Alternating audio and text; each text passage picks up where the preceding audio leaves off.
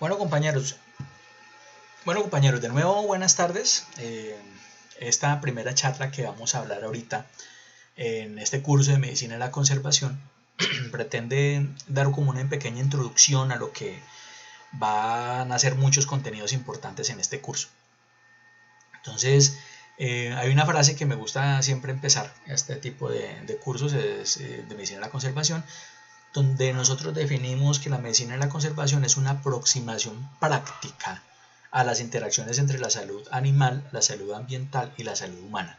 Entonces ya más adelante vamos a ver en detalle qué significa esto. Bueno, la medicina de la conservación es una disciplina científica que surge a principios de la década de 1980, ¿cierto? Desde esa época ya se está trabajando en este tema de la medicina de la conservación, siguiendo un enfoque basado en la evidencia de conservación y salud como un concepto integral, ¿cierto? Esto en respuesta a la crisis de extinción, estudiando las causas, efectos y enfermedades de la vida silvestre, entre otras cosas, ¿no? Además del funcionamiento ecosistémico y las enfermedades humanas asociadas. Su ley en 1986 la define como una ciencia de crisis dedicada al estudio y prevención de las causas responsables de la vertiginosa declinación de las muchas especies de animales y plantas en el planeta. Un ejemplo que me gusta colocar es el caso de la salamandra, bueno, en general de los anfibios. Yo acá en la presentación yo les coloco una foto de una salamandra que es la Bolitoglossa ramosi, que es una salamandra que es endémica de nuestro país y es un animalito que encontramos en ecosistemas de bosque ripario, o sea, que tienen fuentes de agua asociadas, si ese ecosistema está sano. Entonces, el hecho de que encontramos este animalito significa que ese ecosistema está funcionando bien, ¿cierto? Entonces, un ejemplo de salud, o sea, si el ecosistema estuviera trabajando mal, hubiera procesos de contaminación u otra cosa, este animalito no estaría ahí. El concepto de salud, bueno, para empezar a hablar de medicina de la conservación, quiero que nosotros entendamos primero el concepto de salud y luego el de conservación. Entonces, el concepto de salud dice que la salud, la OMS en 1948, ahorita lo comparamos con el concepto que dijo en el 2012, porque es un poquito diferente pero es más complementario. Dice, en el 1948 la OMS decía que la salud es un estado de completo bienestar físico, mental y social, y que no solamente la ausencia de afecciones o enfermedades, ¿cierto? Entonces ese es el concepto de 1948, pero ya en el 2012 la misma OMS ya se le mete un poquito con el cuento de la salud ambiental. Dice, la salud ambiental está relacionada con los factores físicos, químicos y biológicos externos de una persona. Es decir, que engloba los diferentes factores ambientales que podrían incidir en la salud y se basa en la prevención de las enfermedades y la creación de ambientes propicios para la salud.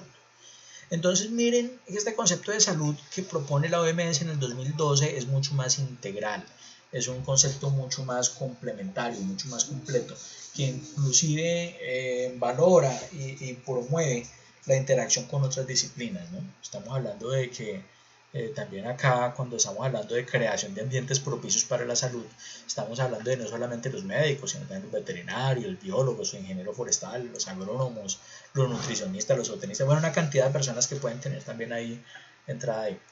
Siempre he dicho que la medicina, entre otras cosas, pretende curar, prevenir y mejorar la calidad de vida.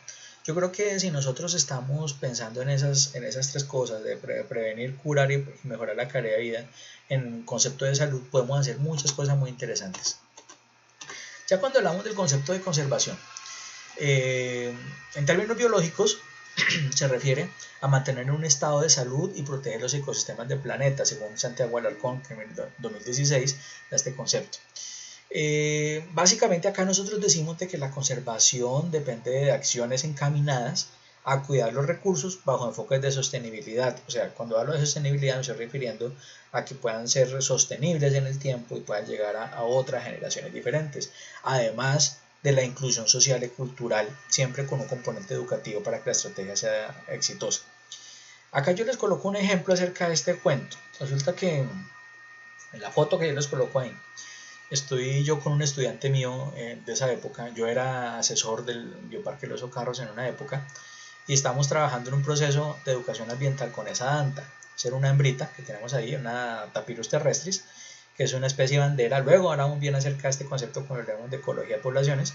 Es una especie representativa de la Amazonía, por eso digamos que es bandera. Y aparte de eso, a partir de ahí se pueden establecer muchas estrategias planteadas de conservación que nosotros hemos planteado desde la academia y las comunidades. Entonces, por ejemplo, aquí este muchacho me está ayudando a dar una instrucción, una charla a unas personas que venían de otras universidades y hablando de conservación directamente. Entonces es un cuento bien bonito y bien chévere para conversar. Bueno, acá les cuento un caso que sucedió en un hogar de paso cerca de Villavicencio también, donde vamos a encontrar en las fotos, ustedes van a ver un animalito muerto, que es un Semilisiurus, que es, le dicen mono tití o mico fraile o frailecillo. Entonces es un animalito que ya está ahí la foto muertico, y abajo está la foto cuando le estamos tomando unas muestras para mandar al laboratorio. Entonces, ¿qué pasó con estos animales?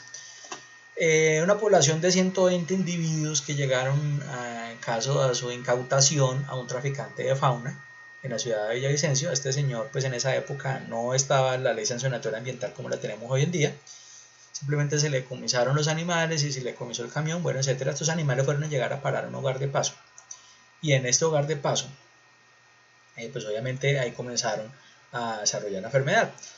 Ustedes saben, o si no lo saben, pues les cuento, muchas veces cuando el animal está sometido a condiciones muy graves de estrés, el animal va a tener una disminución en su inmunidad por la liberación de, la disminución de producción de corte, por la producción de corticoides, que lo que hace es disminuir la inmunidad. Ese cortisol endógeno que se produce a partir de estas situaciones de estrés crónico, nos da a pensar varias cosas. Entonces ahí los animales comenzaron a morirse, algunos con síntomas de enfermedad gastroentérica aguda. Resulta que esos primates son portadores del Cryptosporidium, o sea, son saprófitos de este bicho, de este protozoo. Entonces, cuando ellos entran a situaciones de estrés crónica, la enfermedad comienza a manifestarse. Al manifestarse, pues obviamente ya se convierte en una cuestión de dimensiones epidémicas. Se habló inclusive de una epidemia de criptosporidiosis en ese sitio, porque afectó a una población bastante grande, donde nosotros dijimos que 95% murieron, o sea, solamente sobrevivieron de esos 120 animales, nomás 6 ejemplares. Esos ejemplares, cuando sobreviven a esta enfermedad, toca someterlos a una cuarentena muy exhaustiva. Ellos duraron 90 días, poquito más de 90, 120 días duraron en cautiverio obligado, ¿cierto? 120 días son ¿cuántos meses? Pues muchos, 4 meses más o menos. Entonces aquí hay que tener en cuenta esto. Entonces, esa cuarentena se hace es para evitar o para prevenir que los animales, o verificar que los animales no desarrollen los síntomas de la enfermedad, que pueda ser más grave más adelante. Entonces, esos animales que se murieron se llevaron a la necropsia al ICA de Villavicencio, y ahí los patólogos de allá determinaron que la enfermedad era compatible con criptosporidiosis. Ustedes ven ahí el reporte del examen de patología. ¿Qué pasó acá? Resulta que en este momento, en ese instante, eso sucedió en el 2006, una de las funcionarias del hogar de paso se enfermó de criptosporidiosis. Entonces aquí la enfermedad saltó de una especie a otra. Bueno, también es una enfermedad zoonótica, ¿no? Pero miren la importancia de manejar las cosas bien. Entonces a partir de ahí se hizo un protocolo de manejo para los animales que llegaban nuevos y las personas que trabajaban ahí. Pues ustedes saben que muchas veces los funcionarios de este tipo de sitios no son muy cuidadosos con su bioseguridad.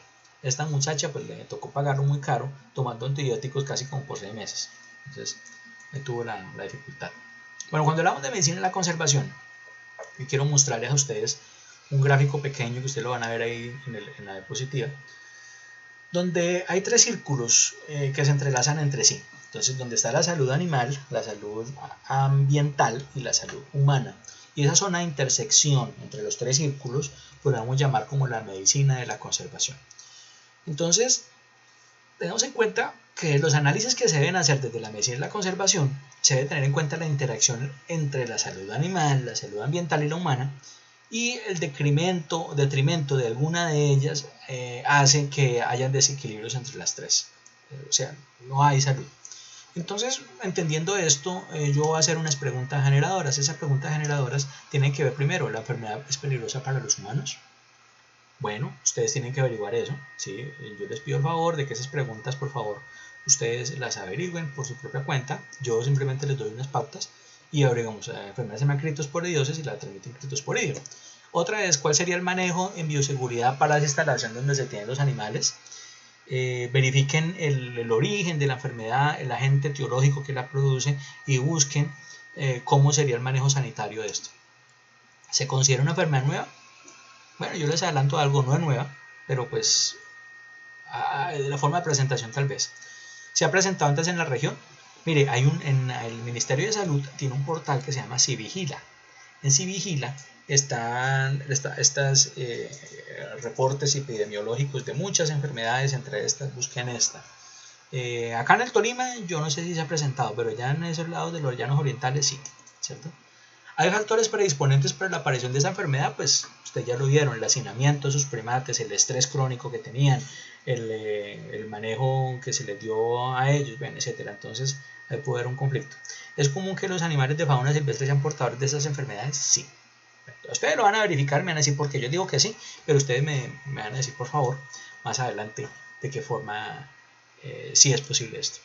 ¿Cuál sería el manejo sanitario de los enfermos y sobrevivientes? Bueno, ustedes me lo tienen que decir también. Entonces, yo les pido el favor que cuando respondan esas preguntas generadoras, piensen no solamente como veterinarios o como biólogos, sino también piensen como ciudadanos, piensen como qué haría la señora de la carnicería, qué haría el señor barrendero, el señor que recoge la basura, ¿cierto? Pero entonces ustedes como son los profesionales que están estudiando para poder manejar estas cosas de una manera más asertiva, entonces por favor véanlo de esta forma también. Bueno, aquí hay un concepto que este señor Arribillaga dice en el 2009. Dice que los ecosistemas cambian y pierden su equilibrio gracias en gran medida de las consecuencias de la actividad humana. Entonces aquí nosotros somos unos modificadores del ambiente tenaces, donde nosotros llegamos, tumbamos, modificamos y edificamos, ¿cierto? Esto hace que los dos tipos de enfermedad que se han convertido en una carga para los países del mundo son dos. O sea, básicamente son las enfermedades infecciosas emergentes, ¿cierto? Que el concepto dice que son enfermedades cuyos agentes infecciosos se conocen, pero han cambiado su presentación clínica recientemente.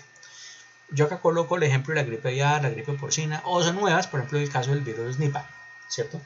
En el caso de lo que está ahorita en boga, que es la enfermedad COVID-19, que la transmite el virus SARS-CoV-2, ustedes saben que la diferencia, la enfermedad es una y el virus es otro, ¿no? O sea, la enfermedad es la COVID-19 y el SARS-CoV-2 es el virus que lo produce. Ya el SARS-CoV-2 se conoce desde el 2007, ¿cierto? La vaina es que mutó y pasó a otro, entonces es una enfermedad nueva.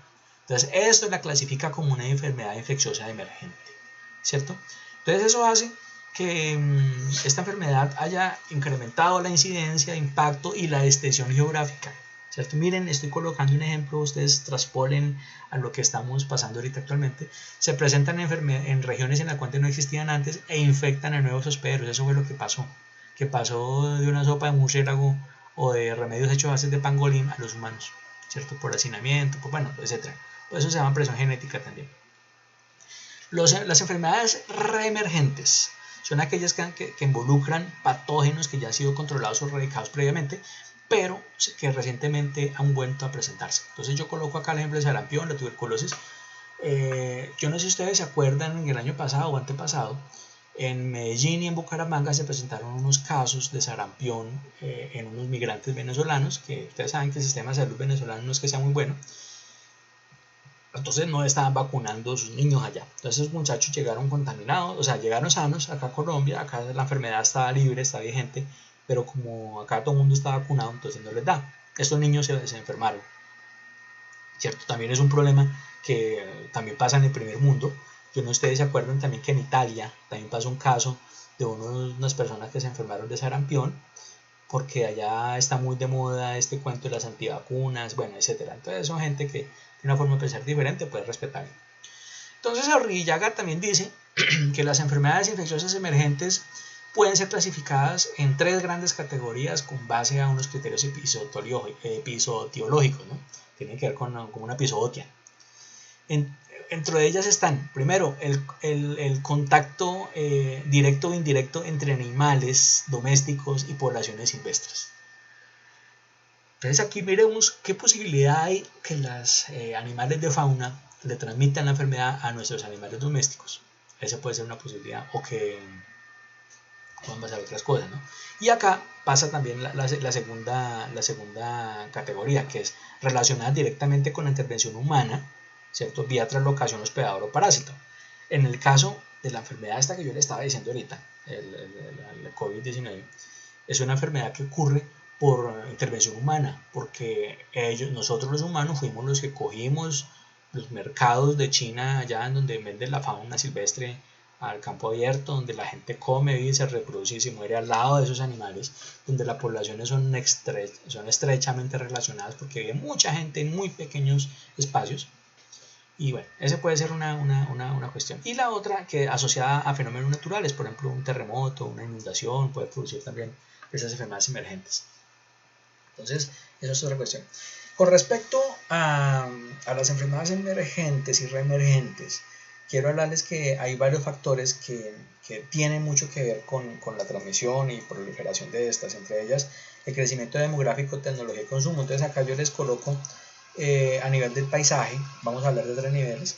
Entonces, el primero es a nivel de paisaje, donde los cambios del medio ambiente regional se ven afectados en 3 momentos. Primero, la urbanización, la alteración del hábitat forestal y la intensificación agrícola, que incluye la producción alimentaria. Entonces, en la urbanización tenemos que el tamaño, ejemplos, por ejemplo, como el tamaño de las poblaciones de las ciudades o asentamientos periurbanos en crecimiento. Miremos que cada vez las ciudades están expandiéndose hacia las zonas periurbanas, y lo que estamos haciendo ahí es alterando un hábitat, ¿no? Entonces eso hace que ya se unifiquen los asentamientos. Mira que hay una cosa muy interesante que sucede acá. Si ustedes se han dado cuenta, cada vez más estamos viviendo más apiñoscados, estamos viviendo más agrupados, donde en un espacio donde antes había una casa, construyeron un edificio de 10 pisos, y en cada piso ese edificio va a tener 4 apartamentos. Póngale que en cada apartamento vivan promedio 3 personas. Entonces, en cada piso hay 4, entonces 3 por 4, 12, multiplicado por 10, hay 120 personas viviendo en ese edificio. En un sitio donde antes vivían en una casa 4 o 5 personas máximo, ¿cierto? Entonces, eso hace que también estemos modificando también nuestros hábitos de consumo y hábitos de asentamientos y ese tipo de cosas. También es viable que esos cambios sucedan porque nosotros ahorita podemos movernos con gran facilidad entre las diferentes partes del mundo en muy poco tiempo. Entonces, por ejemplo, si nosotros queremos irnos a China, cogemos un avión y en mínimo 25 o 28 horas estamos ya en la China, ¿cierto? Entonces estamos ya haciendo cosas, aprovechando la tecnología para este beneficio. Entonces estamos sabiendo de que las enfermedades que nosotros podemos tomar allá las podemos transmitir a otro sitio. Y eso fue lo que pasó. Acuérdense que eso fue lo que pasó con el SARS-CoV-2, cuando las personas se fueron a pasear y los gobiernos no cerraron las fronteras a tiempo y nos ganamos un problema grande. También otro problema que sucede a nivel de paisaje, en parte de la urbanización, es la creación y expansión de los hábitats para huéspedes y vectores domésticos o peridomésticos. Yo les coloco un ejemplo. En el caso del dengue hemorrágico, el dengue hemorrágico es una enfermedad que es dependiente de la transmisión por un vector artrópodo, que es el zancudo, es el Aedes aegypti. Resulta que el Aedes aegypti necesita aguas claras y estancadas para poder reproducirse, aguas quietas y claras. Ellos no colocan los huevos en aguas sucias, ¿no? Entonces, ¿qué pasó acá? Las personas, cuando no tienen el suficiente cuidado, las canaletas de agua, donde baja el agua lluvia, a veces se empoza el agua ahí, porque no limpian las canaletas, entonces, ¿cierto? Entonces, canaletas se llenan de agua, ahí colocan los huevitos, o sea, las hembritas del Aedes aegypti, salen los zancuditos y comienzan, si hay una persona infectada, ellos se encargan de transmitir la enfermedad. Recuerden que ahorita, además de este coronavirus, también ahí está el dengue hemorrágico, que es bien importante también. Bueno, otra condición importante es la alteración del hábitat forestal. Entonces, cuando nosotros tumbamos el bosque o lo intervenimos de manera inadecuada, podemos estar hablando de que puede haber un colapso biótico y superabundancia de especies de reservorio y vectores reales y potenciales. Entonces, aquí yo coloco el ejemplo, cuando por ejemplo tumbamos un bosque, ¿cierto?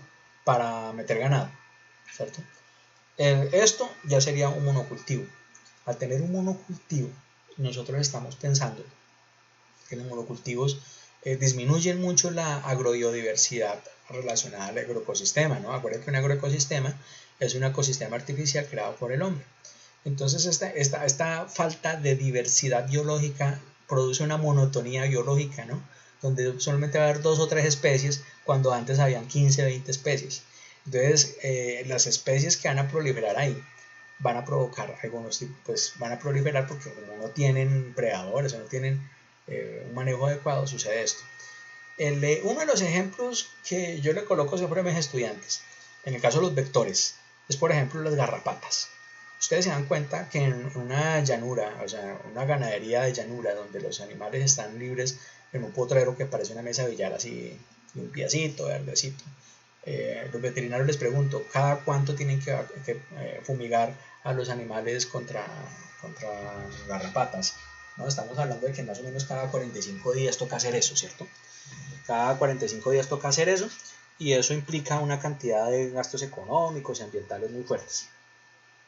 Pero en un sistema de asilo pastoril, por ejemplo, que tiene otro tipo de manejo diferente, también estamos hablando de que en un sistema de estos que es mucho más complejo, más integral, muy lleno de otras cosas, estamos hablando de que podemos estar hablando que se pueda fumigar cada 6 meses, ¿cierto?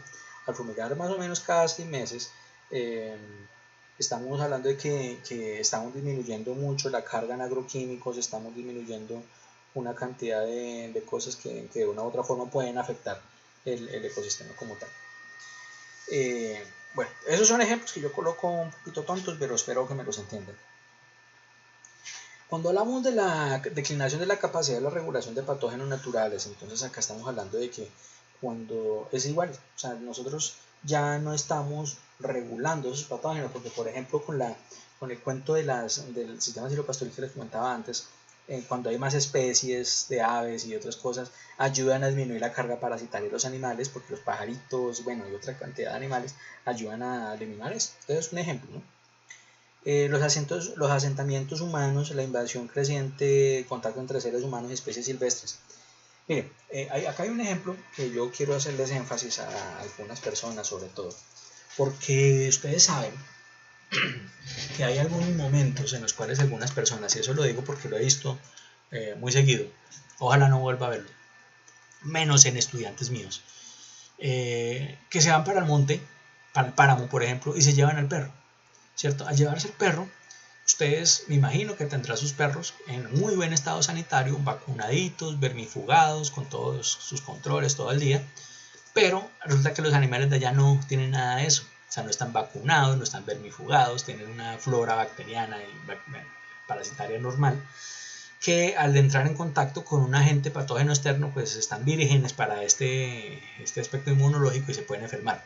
Entonces dice, ay, pero ¿cómo se va a enfermar? Pues que su animal puede ser portador de una enfermedad, ¿cierto? Pero es que no está enfermo, no puede que no lo demuestre, pero ahí está, la enfermedad es posible que la lleve. Lo digo porque yo he visto casos donde he visto mapaches con moquillo, he visto tigrillos con moquillo. Ustedes saben que el único felino que no se contamina de moquillo es el gato doméstico, ¿no? He visto tigrillo con moquillo, he visto venados con aftosa, ¿cierto?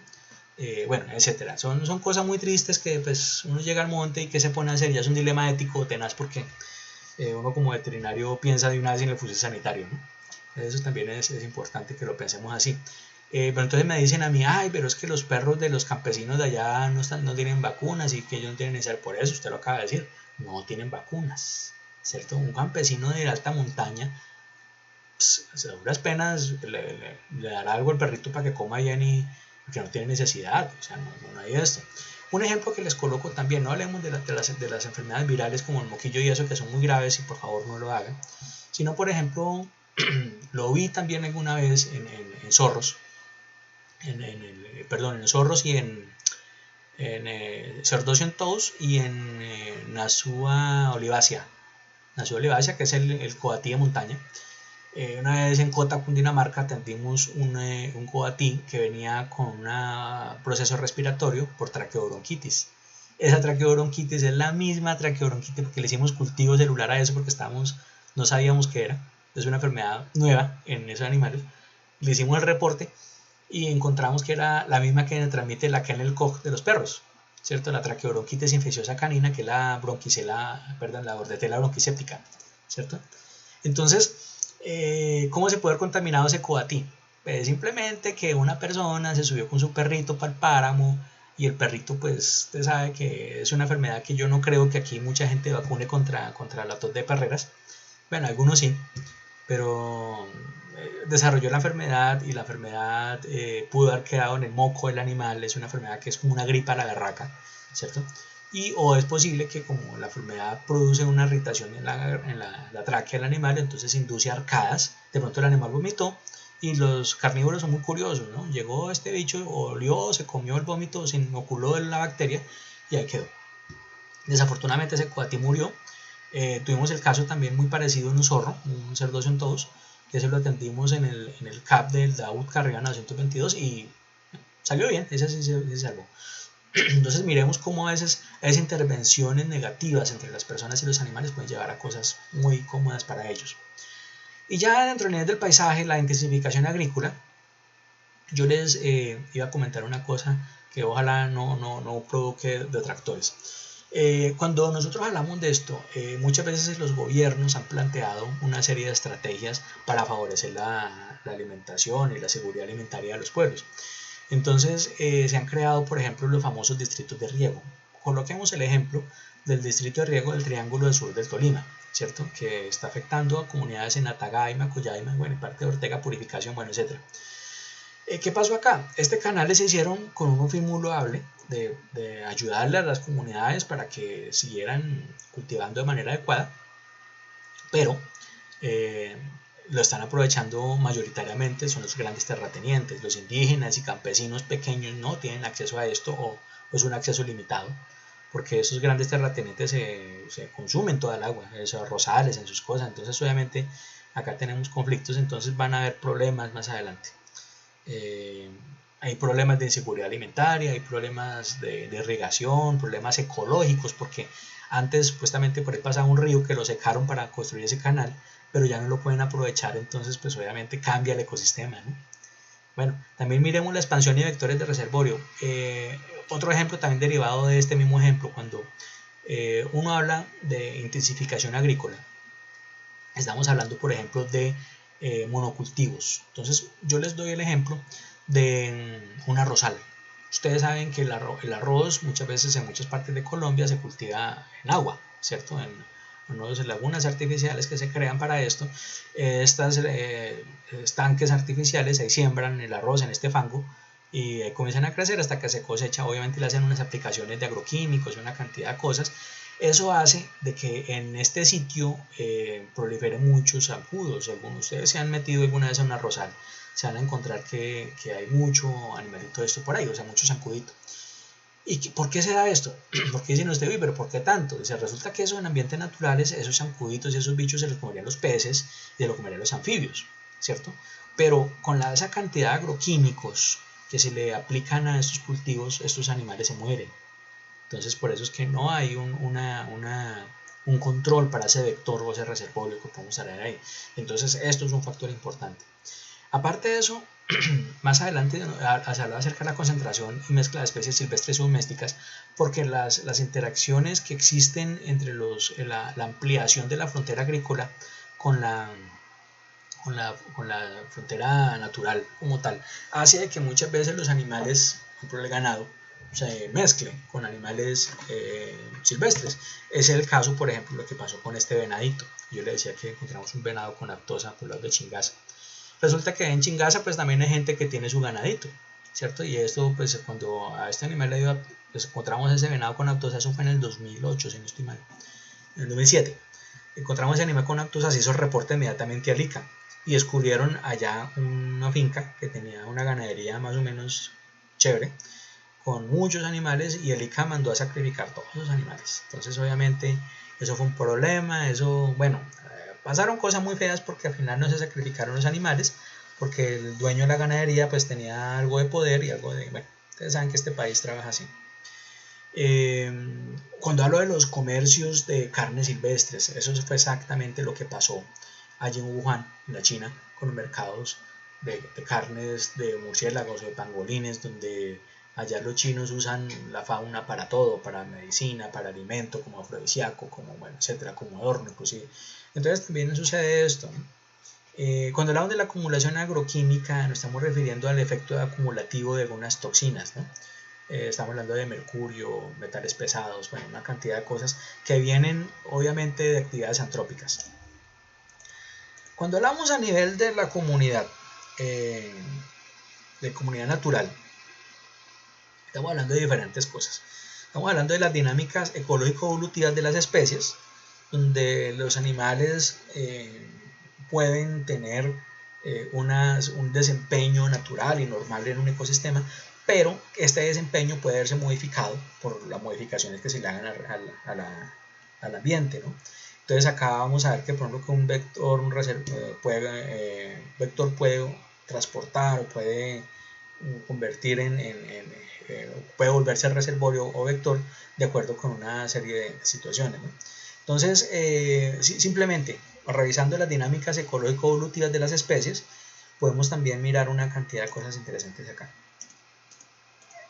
Ya en el nivel de población, estamos hablando de las dinámicas huésped-patógeno, donde hay procesos emergentes de la biología huésped-patógeno que están entendiéndose hasta ahora. Podemos mirar que también puede haber un cambio de huésped, o sea, hay nuevo huésped. O sea, esto fue lo que pasó con este virus, este loco que está gritando ahora.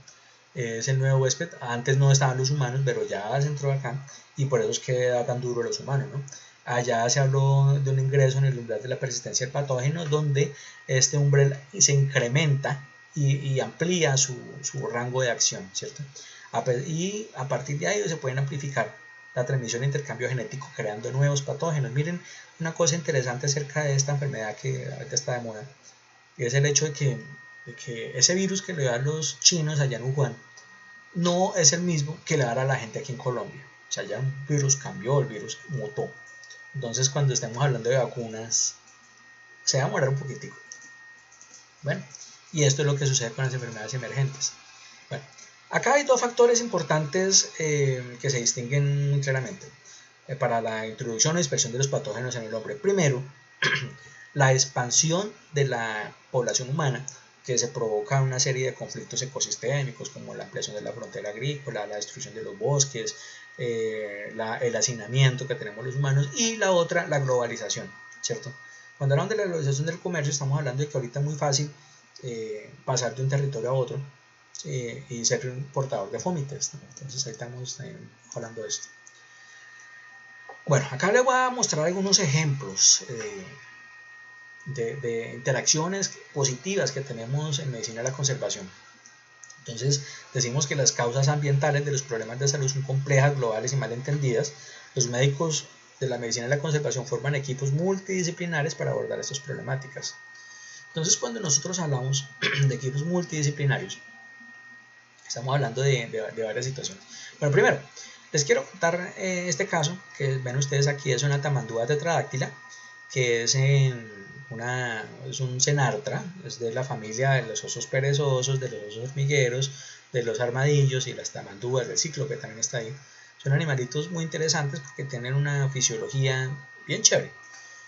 Resulta que este animalito en la necropsia, bueno, llegó al CAP, acá a Corto Lima, llegó al CAP, el animal murió en el CAP, estaba muy malito, estaba muy enfermo. El veterinario que está en ese momento le hizo eutanasia, que está muy mal. Nos llevaron el cadáver para hacer la patología en el laboratorio con la doctora Irma Jimena Barbosa. Ustedes saben que ella es una patóloga muy diligente y muy buena, y ella nos ayudó a hacer esa necropsia. Les hizo la necropsia, pero desafortunadamente no pudimos hacer el reporte porque faltó comunicación entre las partes. Para hacer un reporte de una enfermedad nueva, porque se le encontró un osteosarcoma, que era la primera vez que se reportaba osteosarcoma en esta especie, en el mundo. Imagínate, hubiéramos sido los primeros en el mundo a reportar un caso de estos. Es lástima, ¿no? Pero ¿por qué no se reportó? Porque para hacer un reporte de eso necesitamos datos biológicos del animal, no sabemos cuánto medía, cuánto pesaba. Bueno, las mediciones que hacen, el peso, una cosa es tener el cadáver congelado y otra cosa es tener el animal recién muerto. O sea, pesan diferente, ¿cierto? No teníamos un registro de dónde fue agarrado, ni quiénes fueron los que lo manipularon, qué medicamentos le aplicaron, no teníamos un reporte de absolutamente nada. Eso sucedió así, porque pues yo le echo la culpa a la burocracia de las organizaciones de gobierno, que no dejaron que nosotros tuviéramos esa información, ¿cierto?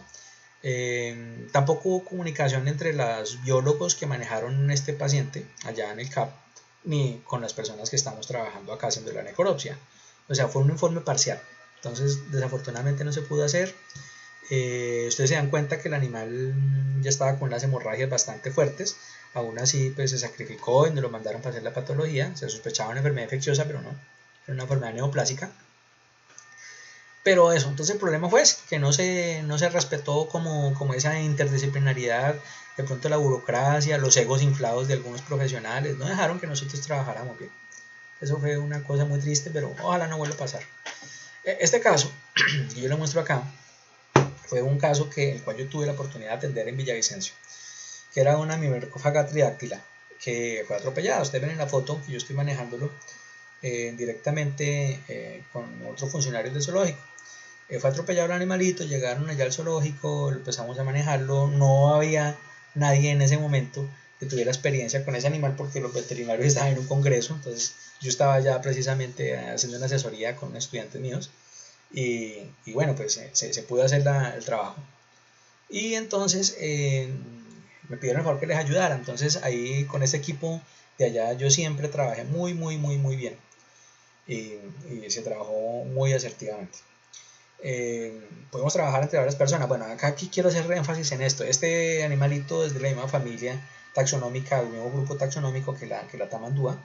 Ellos tienen una característica bien interesante, que ellos su temperatura basal está entre 34 y 35 grados centígrados, está muy por debajo de la normalidad de otros mamíferos, que es 37.5, ¿no? Normalmente hasta 38, pero este animalito tiene 34 o 35. Eso hace que su fisiología sea bien diferente, inclusive la genitalidad es bien diferente, ¿no? Porque sus testículos son internos en los machos. Y una cosa que también los hace tan especiales epidemiológicamente hablando es que al tener una temperatura así, ellos son portadores de muchos apróbitos, muchos organismos, microorganismos que pueden enfermar a otros mamíferos, porque su temperatura no hace que se vayan de ahí. Entonces miremos el ejemplo de los armadillos y la lepra, ¿cierto? Ellos son portadoras del bacilo de Hansen, ¿no? La siguiente foto que les muestro es una foto donde ustedes pueden ver un altar de un médico tradicional Huitoto, Murui Huitoto, eso es cerquita al Putumayo, donde son ellos, donde ustedes van a ver una gran diversidad de cosas en esa mesa. Yo les cuento así para los que no están viendo la foto. Por ejemplo, ustedes ven ahí una cantidad de frasquitos. En esos frasquitos el médico tradicional tenía productos vegetales como mambe de coca, cenizas de varios árboles. Tenía también grasa de serpiente, grasa de jaguar, grasa de oso, bueno, etcétera. También ustedes ven ahí una piel de serpiente. Ven un tocado que es como una corona que tiene plumas y un pájaro disecado. Bueno, ahí, si ustedes ven con cuidado, ahí también hasta una garra jaguar por ahí. La medicina tradicional indígena lleva muchísimos siglos trabajando. Que nosotros no conozcamos la medicina de ellos no significa de que no funcione o no sea buena, ¿cierto? Ellos usan los elementos de la naturaleza de una forma sostenible, de una forma en la cual es viable hacer una intervención con ellos de una forma asertiva y adecuada. Ellos mismos consideran de que las interacciones entre naturaleza deben ser hechas de manera sabia. Ellos, por ejemplo, hablan que cualquier daño en el ambiente puede producir enfermedad en las personas. Entonces, por ejemplo, si yo tumbo el bosque, algo me va a pasar, ¿cierto? Porque la madre lo regaña. Mire, precisamente, hace unos días estoy hablando con un gran amigo que vive en la Sierra Nevada con los Kogi, o no recuerdo qué comunidad, creo que son Kogi, es una comunidad más abajo de los Kogi, es un nombre, bueno, son de esa familia taironas, donde me decía este loco que los indígenas de allá están con un comentario muy sabio. Ellos dicen, ahorita la madre nos está regañando con esta enfermedad que llegó, nos está regañando, ¿y qué hace uno cuando lo regaña la mamá? Pues agacha la cabeza y se pone a pensar. Eso estamos haciendo, estamos agachando la cabecita y poniéndonos a pensar, a reflexionar una cantidad de cosas.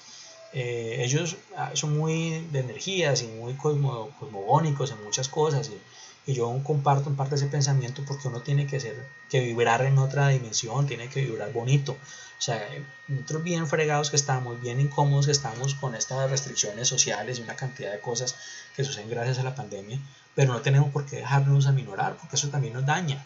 Sí, nos daña el espíritu, nos daña la cabeza, nos daña el físico, nos daña otras cosas. Entonces, ellos nos enseñan cosas que a nosotros se nos olvidaron, a ser occidentales, ¿no?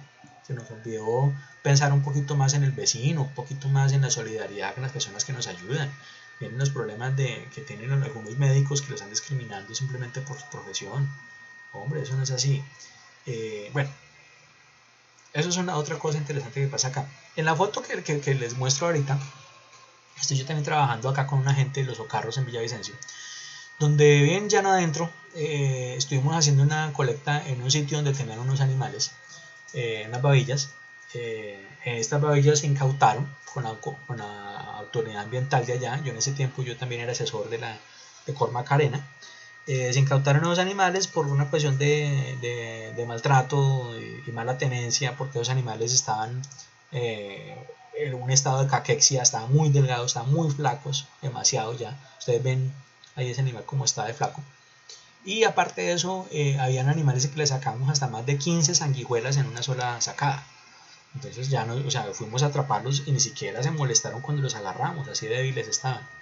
Entonces estas personas pues simplemente se le incautaron los animales y se les colocó, bueno, ahí trabajamos, este muchacho que se ve de fondo es un biólogo, él es egresado de la Universidad de Tolima, Anthony Ascol, él también es muy bueno, y ahí trabajamos muy en llave con los biólogos de allá. Mira, uno de los equipos ganadores que uno trabaja siempre rico con fauna silvestre son biólogos y veterinarios, y de pronto el zootenista también, sí, también son gente muy bacana, nosotros somos MBZ, ¿no? Pero cuando trabajamos con zootenistas puros también es muy chévere porque son gente que maneja lo pecuario de otro punto de vista diferente al médico veterinario, ¿no? Es bien bonito trabajar en esos equipos. Y miren, la rehabilitación de estos animales consistió en adecuarles una dieta bien, hacer un examen semiológico y clínico muy asertivo a los animales para poder llevarlos a bien. Esos animales duraron en el hogar de paso como más o menos 30 días y se liberaron. Se liberaron en un humedal de allá, eso es un estero, lo dicen ellos. Entonces, allá están muy bien. El caso de la foto que les muestro inmediatamente es el caso de una foto de dos Sacuinus leucopus, que es el famoso tití gris.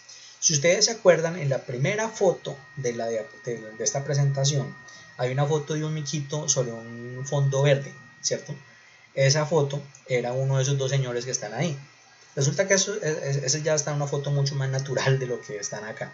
Resulta que estos micos fueron incautados aquí cerca de Mariquita, eso fue en el 2005, que yo era colaborador de un grupo que trabaja con fauna aquí en la universidad, se llama APAS, en esa época, no, el APAS que salió después, sino era un grupo de unos estudiantes, que inclusive este caso lo atendimos con Fabián Castañeda, que fue profesor suyo, de ustedes, o va a ser profesor de ustedes.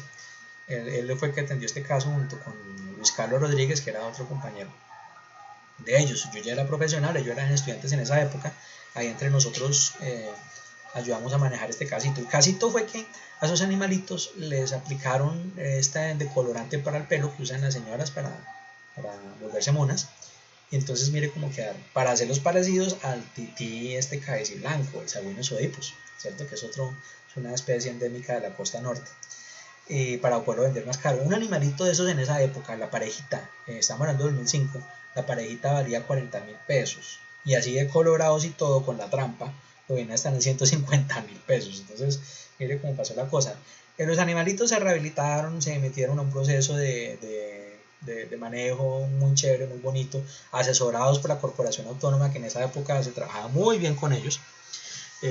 La Corporación Autónoma inclusive le dio una jaula de manejo a los muchachos de acá en la universidad La jaula quedaba ahí por la entrada del parqueadero de las motos al lado de la rectoría, por ahí quedaba una entradita, por ahí se metía uno y estaba la jaula, ahí detrás de la cancha de voleibol.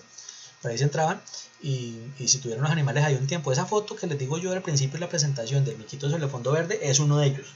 Ya estaba listo para liberarlo, ¿cierto? Entonces, para que lo vean. Y acá está otra foto donde se muestra parte del problema de tráfico de fauna. Eso es una foto que me regalaron del Dama de Bogotá.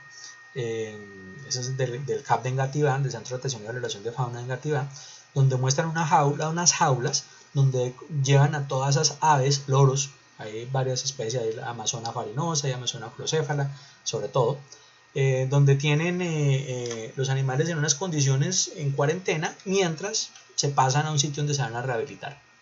Entonces, mire, aquí hay un trabajo en conjunto entre biólogos, veterinarios, zootecnistas, ecólogos, bueno, una cantidad de personas muy interesante. Bueno, ya para terminar, quiero proponerles unas conclusiones generales para este tema. Primero, la medicina conservación es una de las llamadas disciplinas de crisis. Estas disciplinas de crisis, como les decía yo, tienen un componente teórico y práctico también muy interesante. Entonces acá es donde nosotros vivimos en una época de crisis. Entonces, cuando hablamos de medicina de la conservación, esta es una de las cosas más interesantes y más chéveres que uno como veterinario puede hacer. Si ustedes se dan cuenta de los profesionales que más éxito han tenido para el manejo de las epidemias en el mundo son los veterinarios. Entonces, miren esto. Se le conoce como medicina ecológica, medicina ambiental o medicina geológica. Yo no estoy diciendo que para ser médico de la conservación, hacer medicina de la conservación, se tenga que ser veterinario, se tenga que ser médico, ¿cierto? Simplemente un biólogo puede también hacer medicina de la conservación. Recuerde que la medicina de la conservación es una disciplina que surge de la biología de la conservación, que los biólogos conocen muy bien y que todos los días están trabajando en eso, ¿cierto? Donde están promoviendo una cantidad de cambios y de cosas interesantes que van desde la educación hasta la biología molecular. Entonces, veamos que también eso es algo bien chévere que se puede hacer acá. Las causas ambientales de los problemas de salud son complejas, globales y pobremente entendidas. Sobre esta base, la única manera de avanzar al respecto es a través de equipos multidisciplinares. Los equipos multidisciplinares, como les decía yo, son tan importantes en la medicina y la conservación que yo no podría determinar de pronto un veterinario trabajando solo o un biólogo trabajando solo en este sentido. La educación de las comunidades es importante para poder predecir y manejar la aparición de enfermedades emergentes y reemergentes. Cuando hablamos de la educación en las comunidades, estamos refiriéndonos básicamente a que desde nuestra función social como profesionales tenemos la obligación de educar asertiva y correctamente a nuestros beneficiarios. En el caso de los veterinarios, pues son sus clientes, las personas con las que trabajamos, ese cuento. En cambio, los biólogos también pueden ser sus clientes, sus asesorados, el público en general y la comunidad como tal. Un educador ambiental también haría lo mismo, bueno, etc. Cada uno desde su ámbito de acción tiene una labor muy importante. Por ejemplo, un médico puede enseñarle correctamente normas de autocuidado a una persona que está enferma de tal enfermedad, ¿cierto? Un biólogo le puede enseñar a la señora que tiene sus animalitos cómo tenerlos para que no... bueno, hay una cantidad de cosas que pueden ser acá. Y por último, la medicina y la conservación permite avanzar en el conocimiento de la diversidad del planeta, ¿cierto? Y la salud de los ecosistemas a través de la investigación interdisciplinaria y a partir de mejorar el bienestar del hombre mediante el adecuado manejo de la biodiversidad y los ecosistemas donde habita. Entonces, de nuevo, hablamos de la interdisciplinaridad, ¿cierto? Un ejemplo que yo les quiero colocar acá de todo esto que les acabo de leer ahorita es el ejemplo de la zoocría. Ustedes ven ahí una foto que tomé yo en un zoocriadero aquí cerquita de Ibagué, donde se muestran una cantidad de animalitos que están juveniles, ¿no? Entonces, yo digo que la zoocría es una alternativa productiva en la que en el adecuado manejo de las poblaciones favorece no solamente la salud ambiental, sino la calidad de vida de las personas. Entonces aquí es donde yo digo que si un zoocriadero bien manejado puede proveer una cantidad de herramientas interesantes para las comunidades, no solamente en el beneficio económico que se obtiene al beneficio de los animales, en el sacrificio como tal, y por las pieles que se vendan, sino también por la seguridad alimentaria, que se obtiene al comer la carne de esos animales, ¿cierto? Acuérdense que en Colombia ya existe la norma técnica colombiana hecha por ICONTEC para el beneficio de carne de babilla, ¿cierto? Entonces ya hay cómo, o sea, es un producto que estamos a puertas de trabajar muy bien. Y sobre todo el ejemplo, nosotros los veterinarios estamos un poquito lejanos a ese tipo de animales. Yo creo que las personas que más cerca están de las cuestiones zootécnicas de la fauna silvestre son los biólogos, antes que los zootecnistas. Nosotros sabemos de nutrición, nosotros sabemos de medicina, nosotros sabemos de sanidad, de profilaxis, pero ellos saben cómo se comportan esos animales en su vida natural. Lo que nosotros hacemos en la zoocría es tratar de asemejar los elementos, por medio de elementos artificiales, un sitio donde ellos puedan estar bien, ¿cierto? Y desarrollarse, crecer de una manera adecuada. Entonces, ¿cómo hacemos eso? Pues conociendo su estatus de vida, conociendo sus costumbres, su comportamiento, que eso todo tiene que ver con los biólogos. Bueno, compañeros, yo para terminar, quiero que por favor me comenten cualquier cosa, cualquier comentario que tengan que hacer. Me escriben por favor al correo electrónico camartin@ut.edu.co, Camartin con C de Carlos Martínez, camartin@ut.edu.co, o me escriben al WhatsApp 312 30 55 200. Bueno, muchachos, muchísimas gracias. Fue un placer haber hablado con ustedes hoy y nos vemos luego. Muchas gracias. Chao.